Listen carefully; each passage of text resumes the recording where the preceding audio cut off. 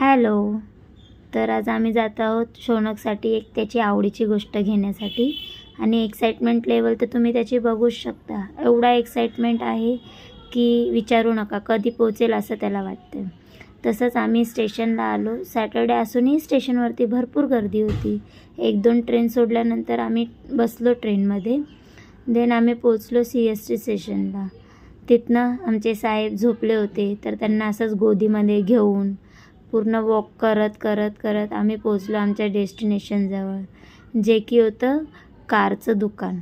जिथे आम्ही भरपूर कार बघितल्यानंतर शौनकला ही कार आवडली आहे. तसं हे त्याचं बड्डे गिफ्ट आहे, पण त्याला अगोदरच भेटत आहे. त्याचे आजी आजोबा म्हणजेच माझ्या मम्मी पप्पांनी त्याला हे बड्डे गिफ्ट दिलं आहे.